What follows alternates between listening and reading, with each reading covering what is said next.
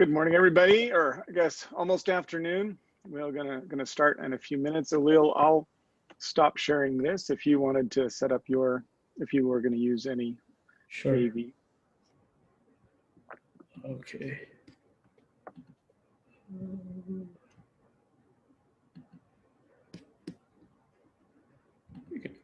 Can you guys see the slides now? Yep. Okay. And so we are recording. Oh, awesome. Thank you.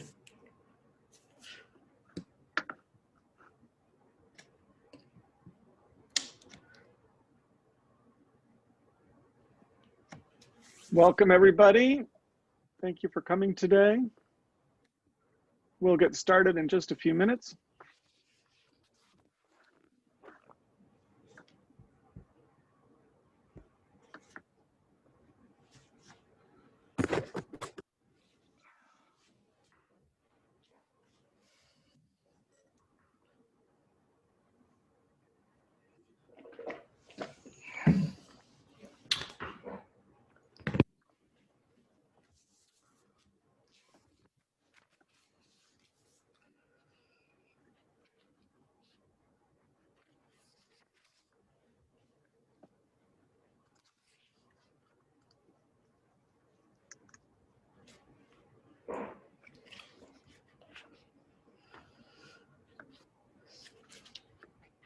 Welcome, welcome, everybody. As you come in, thanks for being here. We'll start in just a minute.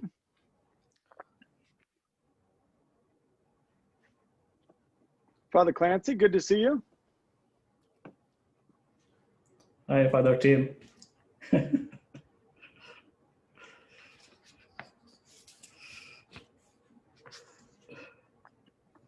Okay, I think we will go ahead and get started.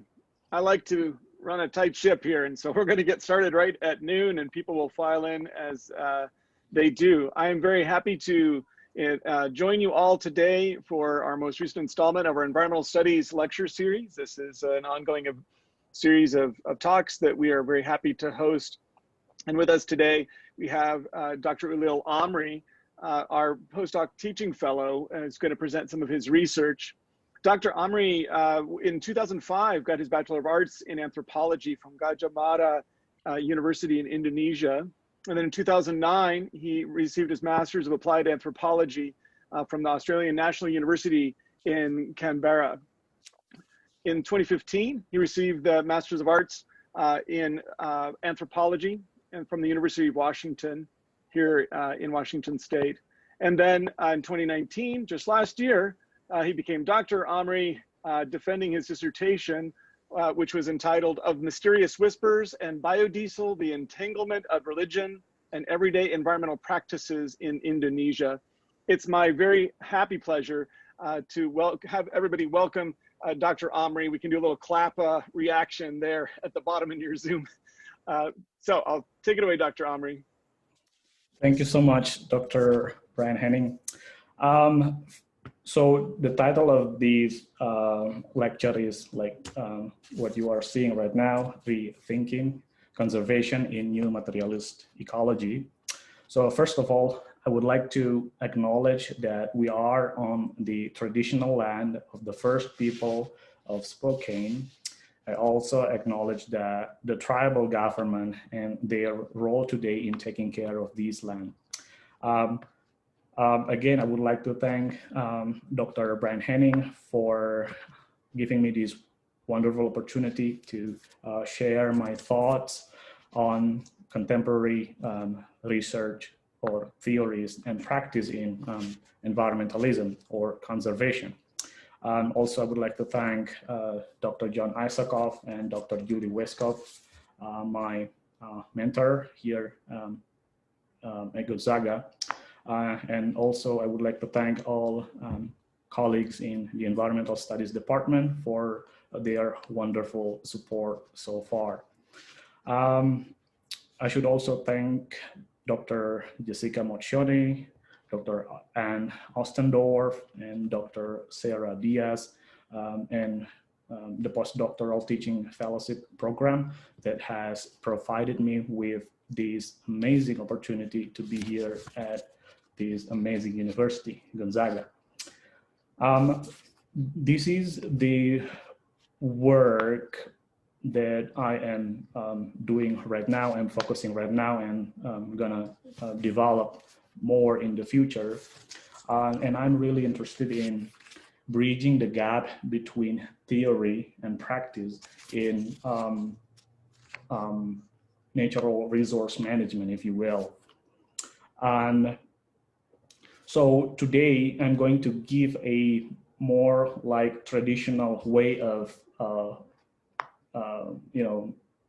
giving lecture. I'm going to read my paper, and at the same time I'm going to share some slides for you guys to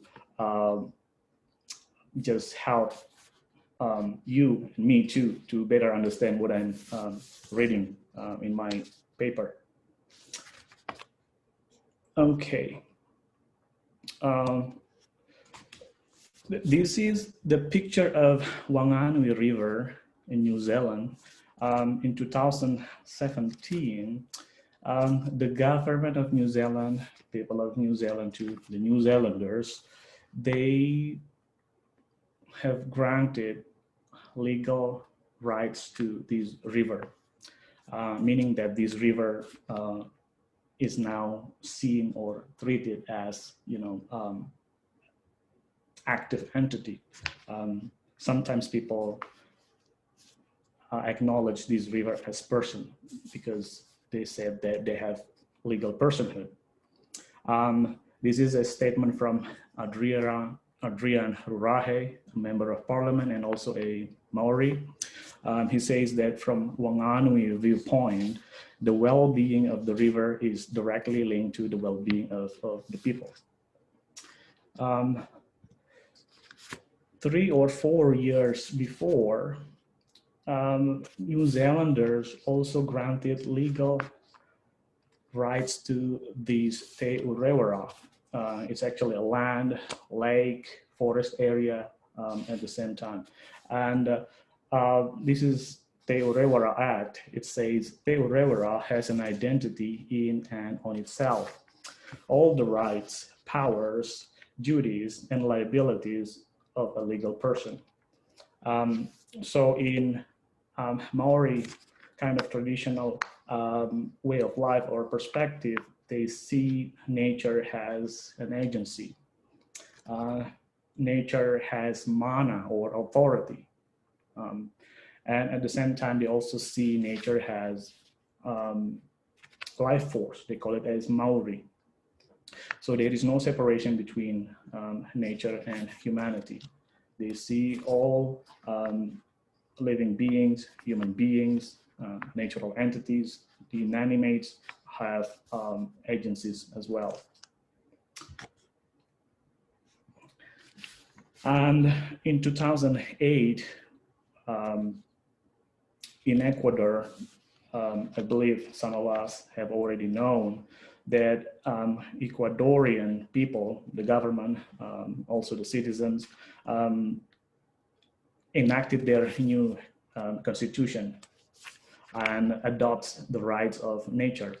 For example, in the Article 71, it mentions the Ecuadorian government will promote respect towards all the elements that form an ecosystem. Nature changed from being held as property to a rights-bearing entity. An incredible historic and revolutionary events have taken place.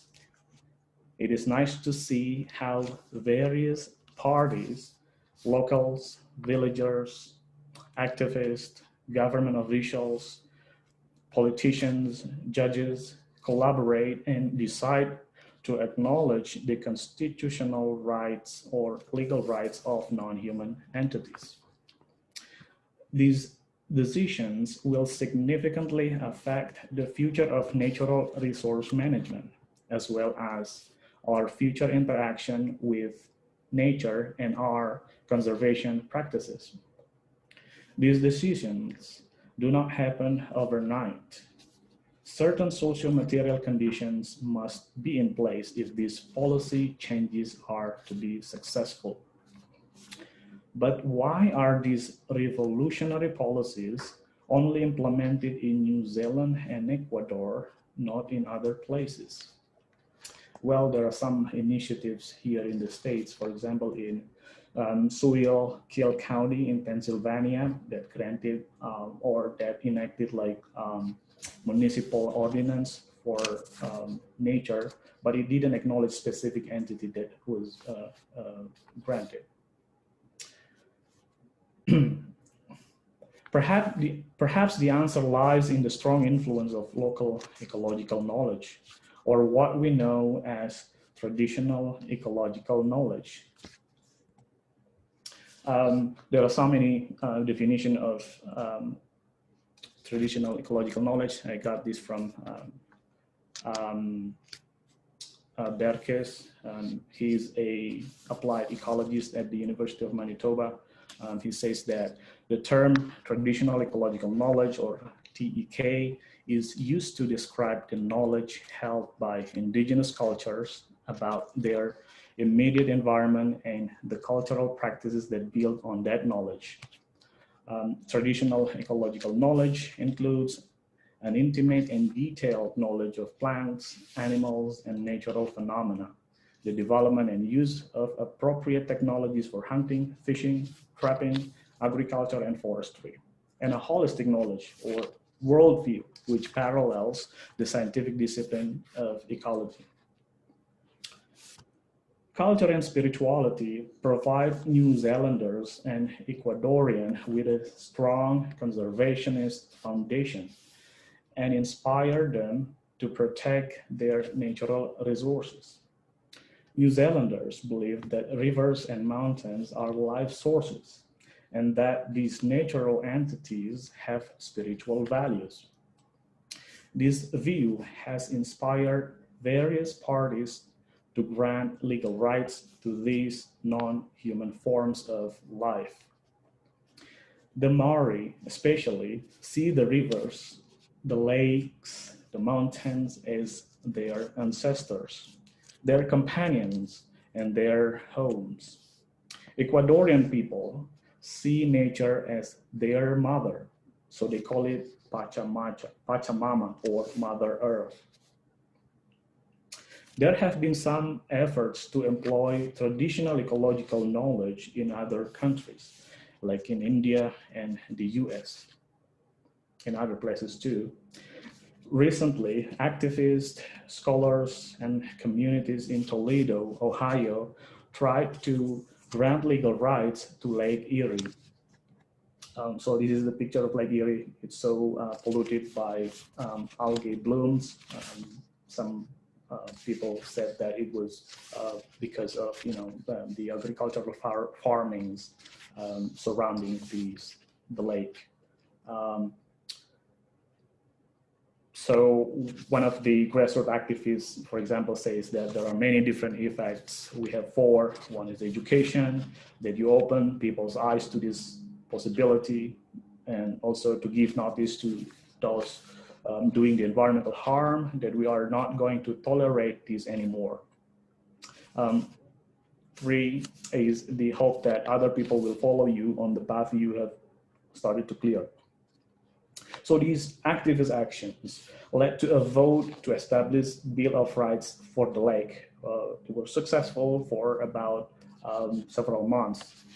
It was March last year. But then Ohio's Chamber of Commerce killed the bill in August last year. So it was only successful for 5 months, I guess. Similarly, in India, citizens drew up a petition to grant legal rights to the Ganges and Yamuna rivers. So this is the picture of Yamuna rivers. And one of the grassroots lawyers in India says that the bill, the initiative will help protect the rivers, as they now have all the constitutional and statutory rights of human beings, including the right to life. But the effort was blocked by the country's highest court. Opponents of such bills argued that non-human entities like Lake Erie and Ganges are not living entities and have no interest, thus making it impossible to grant these entities legal rights. According to lawmakers, legal protection can only be given to human subjects that have political interest. These officials argue that forms of nature, be it river, lake, or forest, do not have such interest. So there is no need to protect them or grant them legal rights.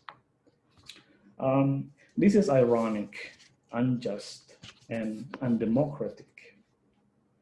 We have seen legal or personal rights granted to corporations, but not to nature.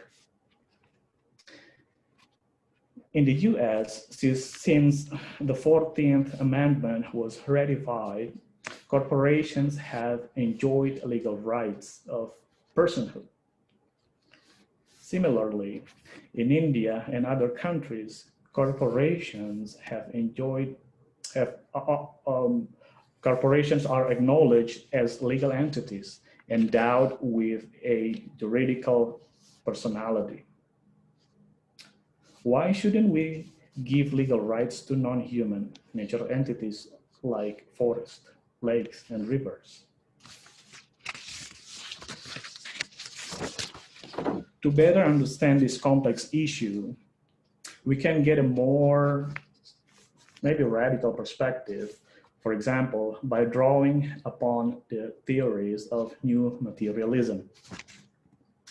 This is one of the influential books on new materialisms. There are some other books actually. There are some definition of new materialism, but this is the one that I think quite helpful for us to refer to. So it says that new materialism is an interdisciplinary, theoretically and politically committed field of inquiry. It foregrounds novel accounts of matter's agentic thrust, processual nature, formative impetus, and self-organizing capacities, whereby matter, as seen as active force, is not only sculpted by, but also a productive in conditioning and enabling social world and expression, human life and experience. I can't remember the other side of the slide. And then the question is, what is the difference between old materialism and new materialism? From old materialism point of view, matter is seen as static, passive entity and do not have agency. Whereas in new materialism, matter is seen as dynamic, active, and have agency. Agency means capacity to act. So it is like the way we see, nature, like few years ago, decades ago, or few times ago, we tend to see our humanity is the only entity that has, full control of other things, including nature. That is an old materialistic kind of perspective. But today, because we have experienced some, things, disasters, natural catastrophes, then we, gradually change our mind. And this is also what new materialist scholars think, that the disasters are actually the way that nature or non-human entities show their powers, their agencies that affect our life, our humanity. Climate change, COVID-19 right now, we can see how powerful the viruses are in shaping, changing, affecting our daily lives. New materialism is an intellectual framework that values and acknowledges the agency of certain non-human entities. New materialism provides theoretical foundations and concrete strategies to help us understand and acknowledge the rights of non-human natural resources. New materialist perspectives, I argue, will help transform contemporary natural resource management and conservation practices into more progressive and democratic ecological activities. Therefore, I would like to discuss this new framework or perspective, which I call New Materialist Ecology, and its potential contribution to contemporary and future conservation practices. I will again ask the question, why has there been a failure to officially recognize the legal rights of non-human natural entities on a global scale? Since 1972, legal scholar Christopher Stone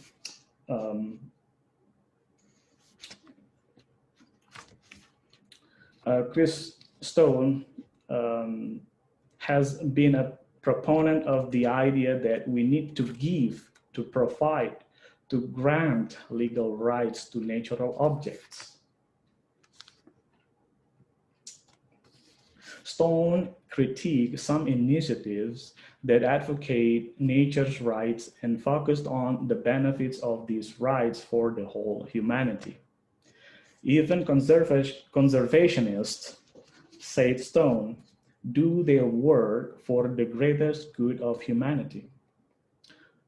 So he recommended that we need to give or grant natural objects legal rights and officially recognize them as persons who have interest in growing, acting, and developing.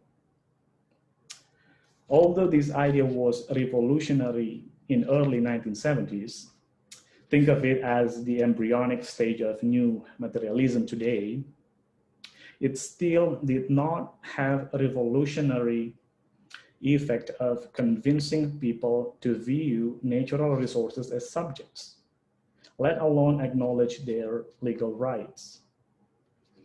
Why?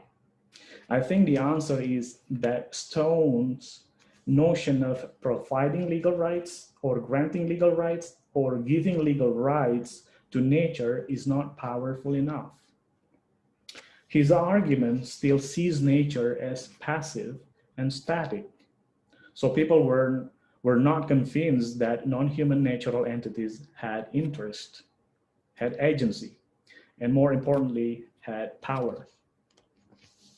I salute Stone's effort in acknowledging the importance of granting legal rights to nature, but I disagree with him and those who argue that the non-human entities are objects. Some thinkers, philosophers, historians, sociologists, anthropologists, political scientists, and even biologists have recently problematized the objectification of non-human entities. Science historian Donna Haraway invites us to see our humanity as essentially cyborgs, a combination of human and non-human traits. Cultural historian Thomas Berry reminded us about the rights of non-human entities like trees, insects, and rivers, and invited us to see our world as communion of subjects instead of collection of objects. French sociologist Bruno Latour popularizes the term network to show that both humans and non-humans are important to the making of social order. Rosalind Lapierre, a prominent scholar of the Blackfeet indigenous tribe, commented that a river is more than a person, more powerful than a person, bigger than a person. It is sacred entity. British anthropologist Tim Ingold promotes his notion of meshwork, which proposes that non-human entities are in fact just as alive as human beings.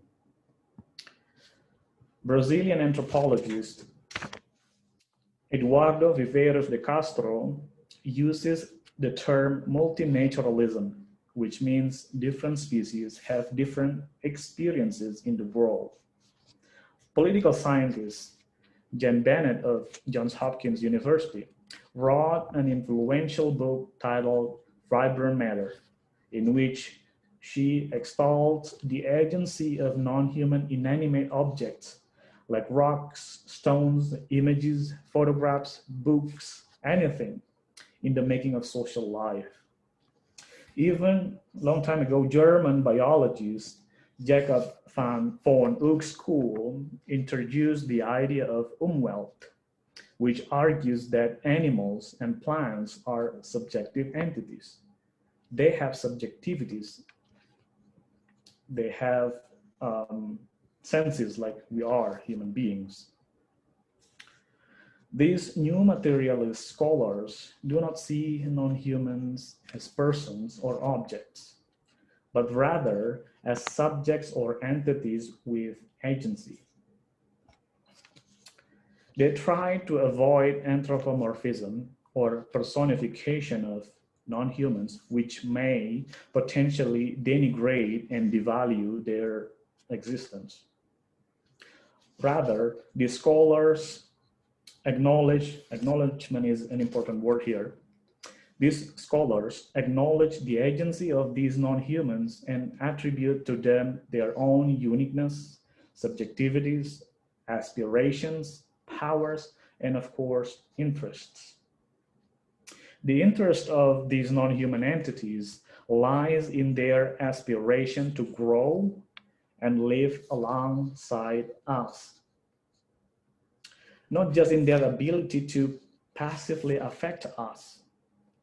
Take the Spoken River, for example. Some of us have used the river's power to generate electricity. Some have enjoyed fishing and taking part in other recreational activities in the river. Others have dumped waste in the river. We mostly think about how the river affects us, or specifically how it pleases us or fulfills our needs and desires.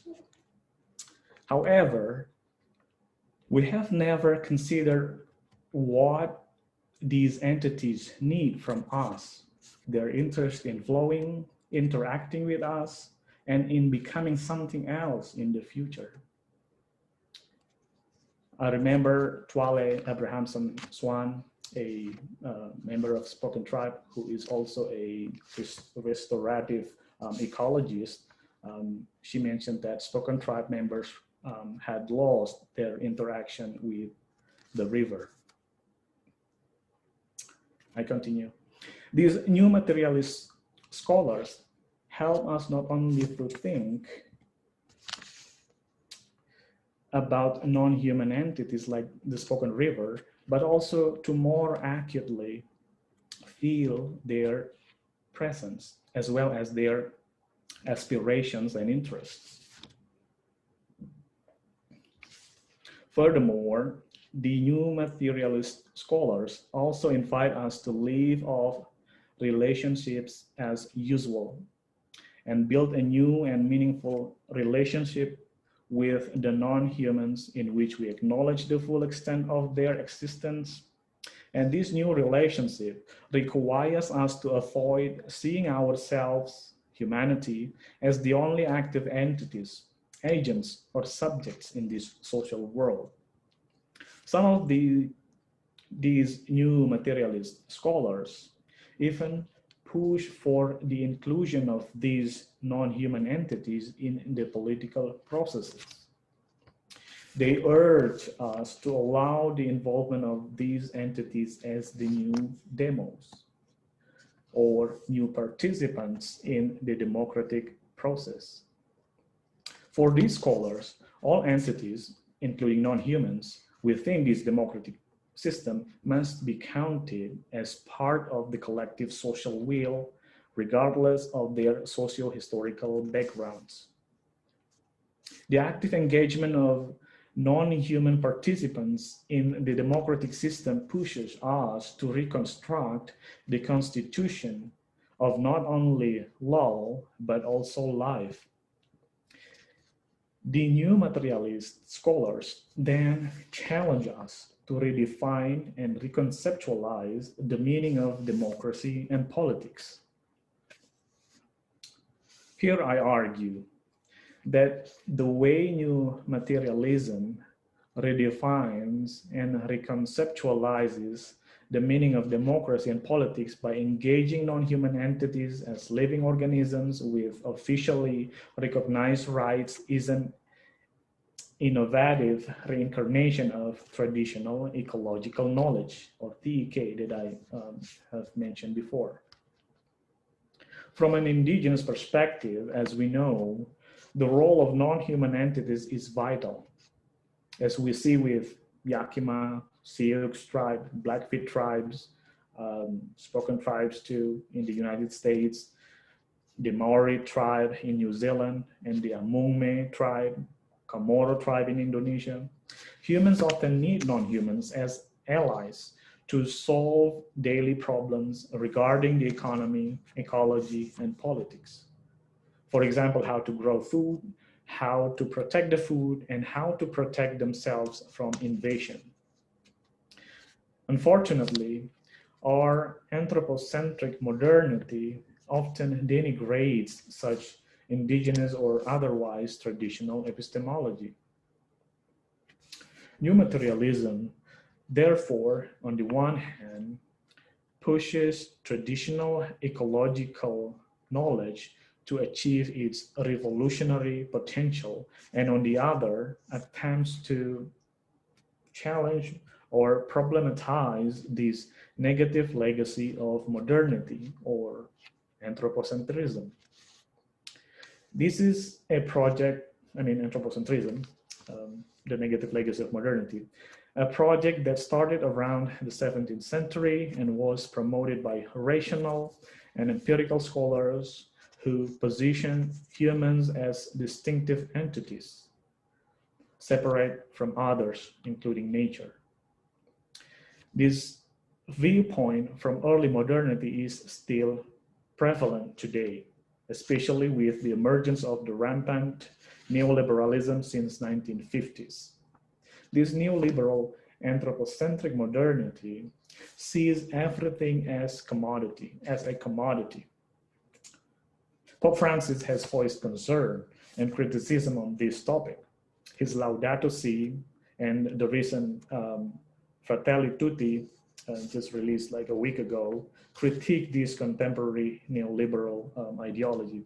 And I think this is getting powerful today because before he released, Fratelli Tutti, he had a meeting with other faith leaders as well. Commodification of everything, humans and non-humans, has been continuously happening almost uninterrupted through the centuries with no end in sight. However, I should mention here that we cannot simplify or essentialize neoliberal modernity. We have witnessed the emergence of market-based conservation, including carbon credits, cap and trade, kind of mechanism, ecosystem services, carbon trade-offs, and market innovation, so many of them. And these mechanisms aims to deviate from business as usual and show a more ethical face of neoliberalism. Unfortunately, there have been no comprehensive studies on whether this market-based conservation mechanism have been fully implemented or how effective they are. We may need more time to monitor the results. In addition, This market initiative tends to perpetuate technical and instrumental legacies of anthropocentric modernity in dealing with ecological problems. Technological advance must continue to solve problems. So this is a kind of belief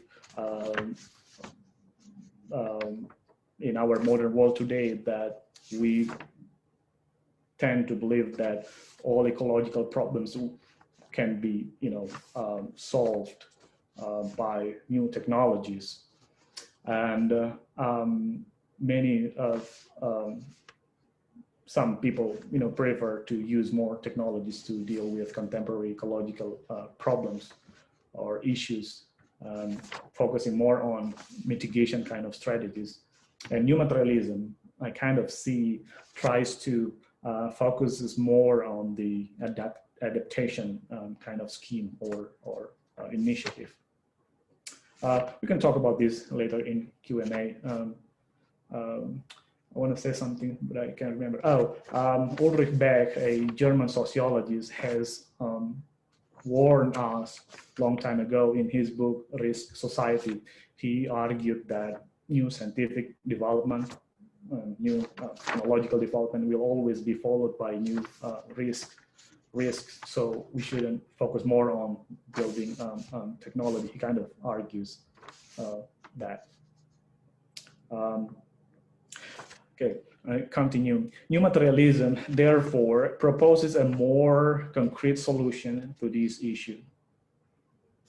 Recently, scholars like Neera Singh of the University of Toronto, James Smith of the University of York, and Eric Swingedo of the University of Manchester have tried to combine both cultural, theoretical, and a practical legal dimension in new materialism conservation. They invite us to consider the agency and the ability of non-human entities in conservation practice, to amplify the power of these entities to shape the future of our socio-environmental realm, and also to provide a legal basis for this new conservation practice. In acknowledging the interest of non-human entities, these scholars invite us to inject a new materialist perspective into legal arguments. These scholars, I repeat, invite us to inject a new materialist perspective into legal arguments. More importantly, they asked us to envision the possibility of socio-environmental collaboration among various entities: human, non-humans, animates, and inanimates. Although they are well aware of how important the legal aspects of non-human involvement are, they see this involvement as a means of creating a new democratic system. This doesn't mean that creating a new democratic system by advocating for non-human actors will replace human rights advocacy. I argue that advocating for non-human entities will also advocate for greater equity and justice for humans who are suffering from injustices. Acknowledging the legal rights of non-humans will lead to more attention paid to underrepresented groups who have been neglected and excluded in the decision-making process. For example, in the case of Te Urewera and Whanganui River in New Zealand, granting legal rights to these entities, these rivers and lands, have in turn created more opportunities for local stakeholders, the Maori especially, to get involved in managing and protecting natural resources in both areas. They call this initiative co-governance or co-management, where government bodies collaborate with local stakeholders in the daily management of the Te Urewera and Whanganui rivers. So previous to before they, the crown, the representation of British government or the government of New Zealand fully manage the natural resources, especially the Te Urewera, and Whanganui rivers. But after they grant legal rights to these non-human entities, they change the system or mechanism. So right now they work collaboratively with local stakeholders too. So local stakeholders right now are playing more important role in the making of or in managing natural resources in that country. New materialism is therefore advocating that all entities, human and non-human, are allowed to participate in the making of a future society. New materialism also complements previous perspectives such as biocentrism, ecocentrism, indigenous ecology, spiritual ecology, political ecology, and recently integral ecology. The main contribution new materialism aims to make is to employ theory and practice to propose a more democratic conservation practice.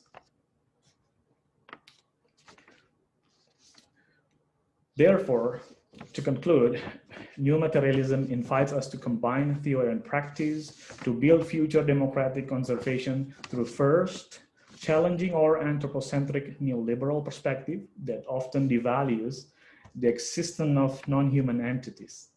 Second, we should broaden our horizons to see the active involvement of non-human entities and the underrepresented local groups or communities in our socio-environmental world.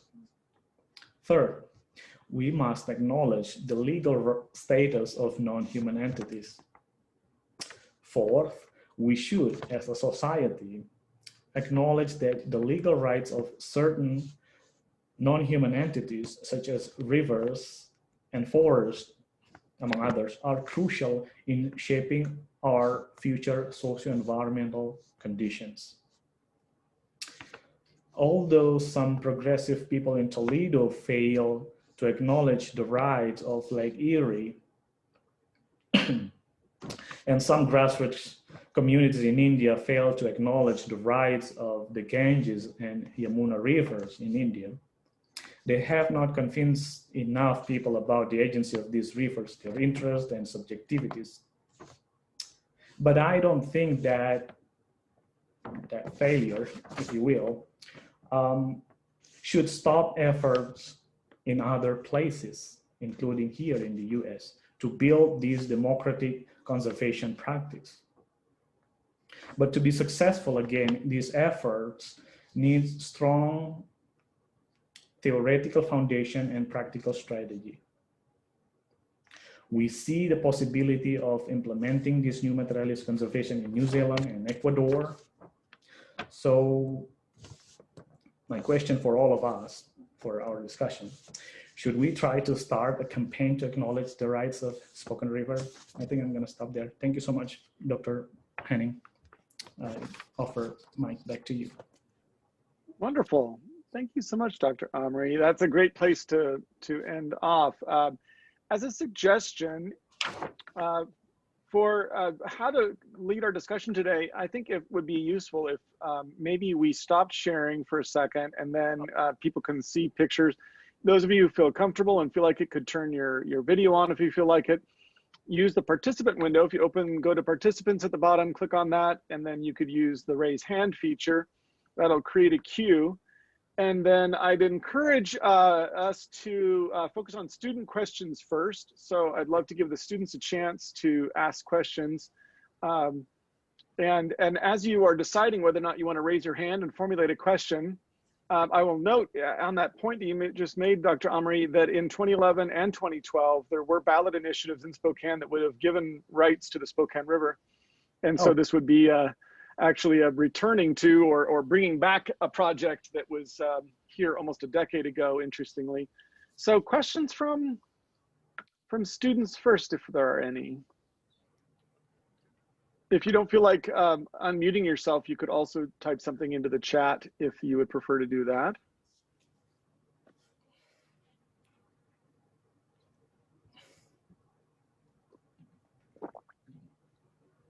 This is where we wait them out. I know there's some good questions out there. A bunch of my environmental ethics students are out there. They're just formulating a question. We've already talked about Christopher Stone and the rights of nature. Okay. Wow. They're gonna have a question for you. I just know it. Otherwise, I'm just gonna have to start calling them people, and all of a sudden, they'll start disappearing. I see some students of mine too. So you can call on them. They're your students. Any questions about Dr. Amri's presentation? I hope this makes sense, guys. So.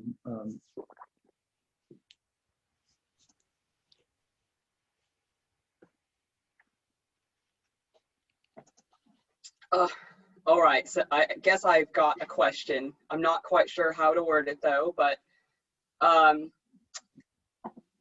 guess I was just kind of wondering if we're doing anything locally that resembles what you're talking about here as far as acknowledging nature as its own entity or having its own agency, because I guess this is actually something I've kind of thought before and I didn't realize this was something being talked about at all. So that's very exciting to me, actually. So I'd really like to see this implemented more locally. So do you know of anything locally that's kind of, utilizes these ideals and tries to implement them into any sort of initiative? I'm a new person in this area, so I should learn more from, I think, my colleagues like Dr. Brian Henning. I'm just bringing this idea, provoke some folks to. Yeah. Go ahead. Yeah. Go ahead and fill in the theoretical part at least, right? Yeah, I just bring these theoretical because sometimes we couldn't really provide like theoretical foundation of the argument that we are going to make to promote or advocate something. So by bringing these kind of theoretical foundation, I believe will bring some helps or power, if you will, to the movement. That's what I'm thinking.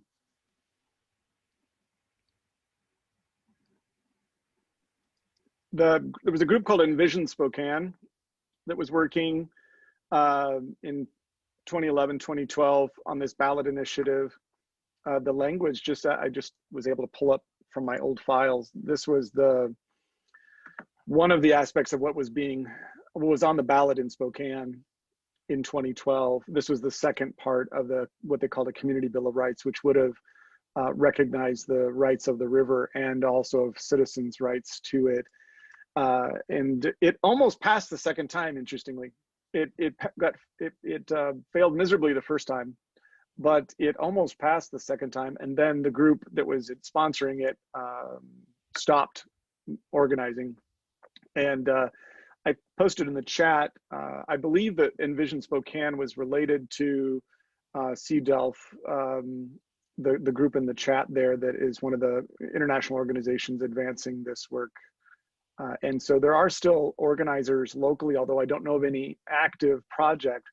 The people who sponsored that in 2012 are still around. So and I could connect you with them if you're interested in talking to them.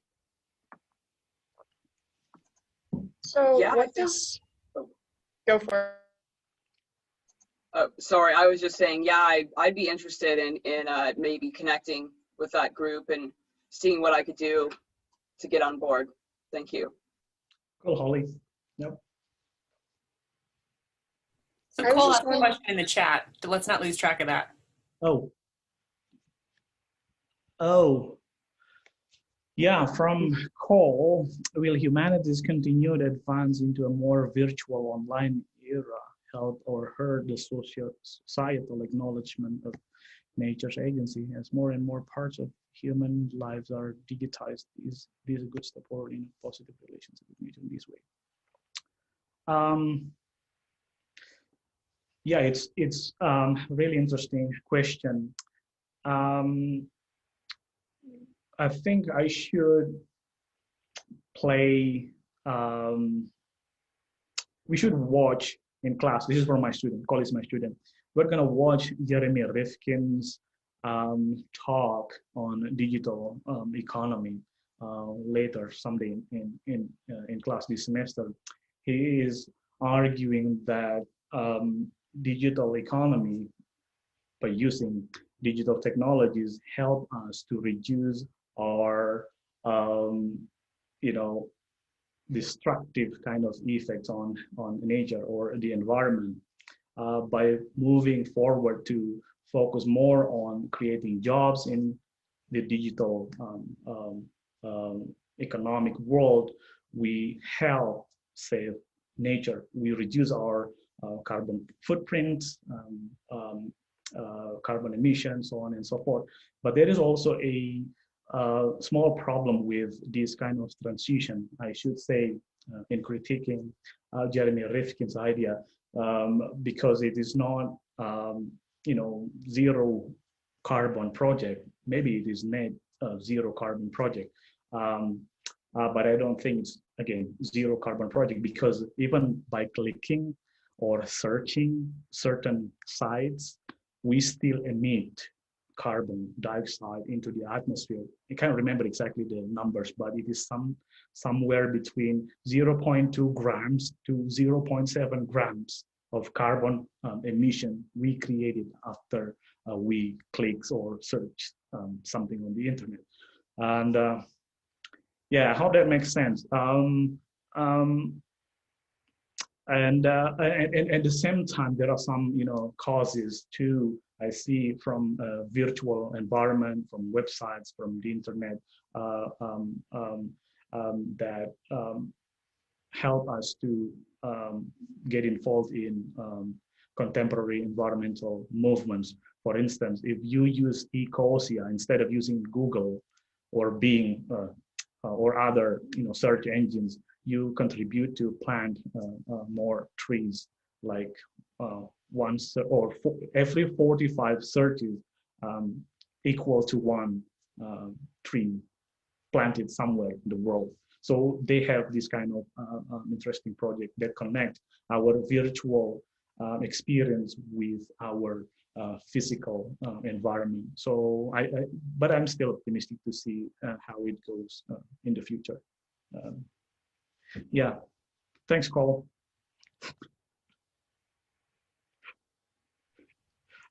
Maddie Hines, I think it was, that had a question as well. Do you still have a question, Maddie?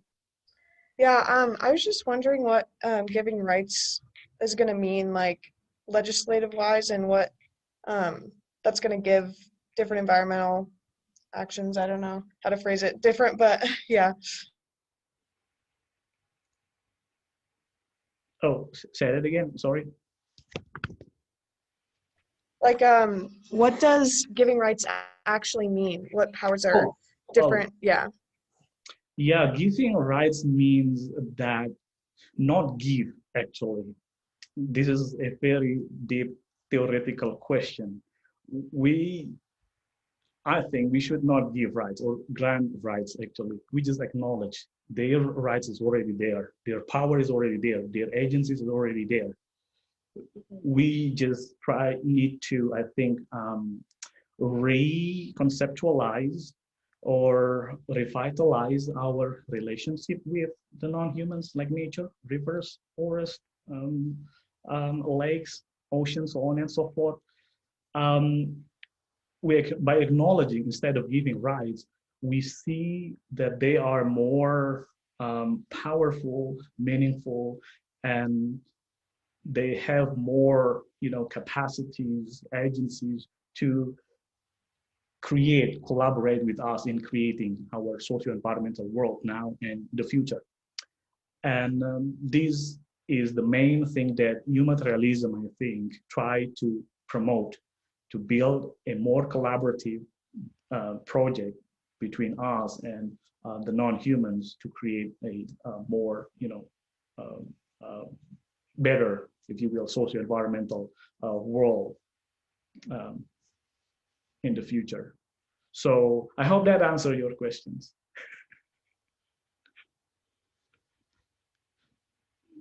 Instead of giving rights, I argue that we should acknowledge their rights.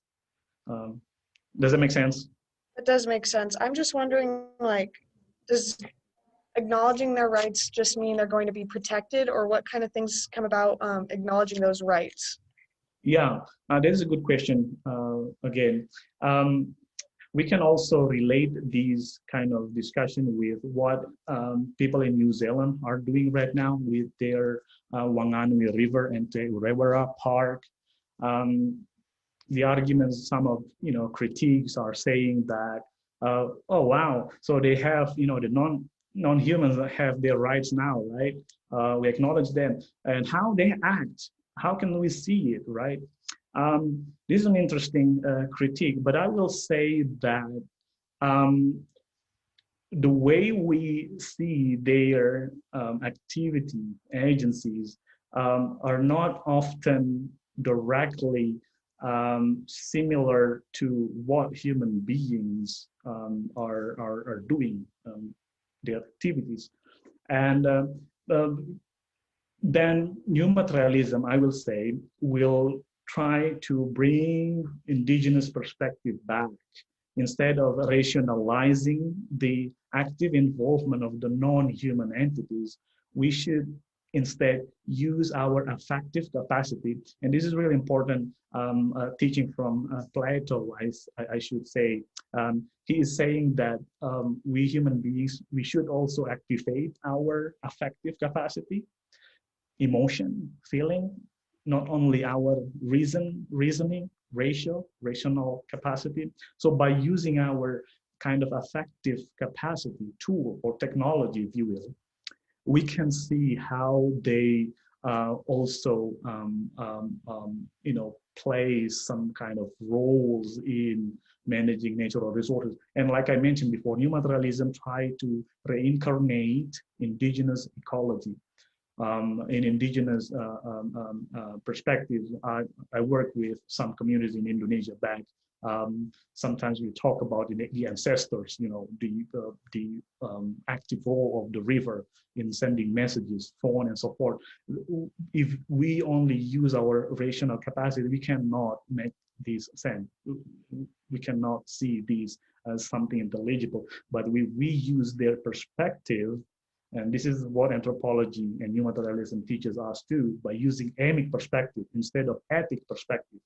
Ethic means perspective of the outsiders, and emic means perspective of the insiders, the local community. We can see how those kind of non-human entities play active roles too.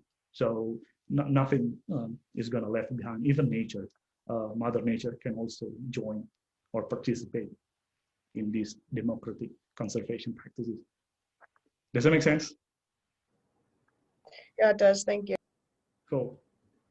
So, Dr. Amri, you had a request for if you have the link to information about the carbon footprint of using the internet. If you had something you could post in the chat, then they were interested in following up on that. If you have it available for where that footprint data came from, and then Father Clancy has a question there in the chat that everybody can read that goes back to your reference to Bruno Latour.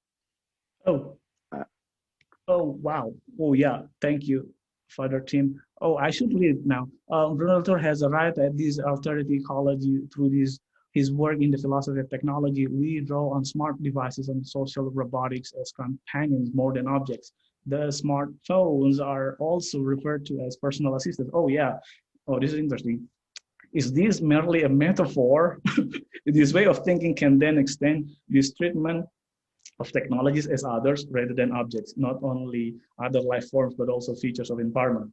Seeing the spoken rivers as our companions, acting in networks.